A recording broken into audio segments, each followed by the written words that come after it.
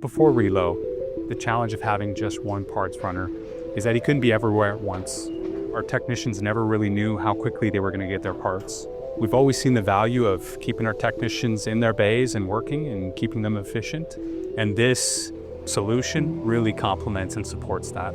My favorite thing about Relo is that I have a parts runner every minute of operation. Every minute that my parts department's open, my technicians are supported. Saturday business, we were able to scale up because we had additional support in the workshop. We went from 14 ROs to 40 ROs on a Saturday, and we haven't had to increase our technician count. That was a pretty big victory for us, and I don't think that we could have done it as well as we did without the support of Relo. The goal with Relo isn't to eliminate positions or eliminate people.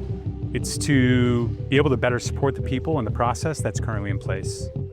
Since the addition of Relo, we've leveraged the parts runner in different ways. We'll use them to manage some of our OEM parts return processes. Really, it's kind of given us the opportunity to give them more experience, and that more experience leads to more opportunities for them. The biggest difference makers between Relo and some of the competition is the ability for Relo to handle a large capacity. Wheels and tires that on average are 60, 80 pounds. Without Relo, it would be a person doing that.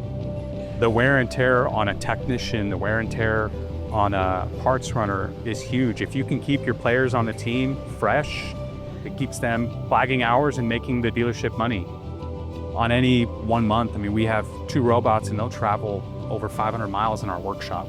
That's 500 miles that would be a person walking that, a technician wasting their time walking back and forth. That's time that we can measure and we can relate to success. The implementation of Relo obviously came with some unique challenges. It's change, and no one really likes change.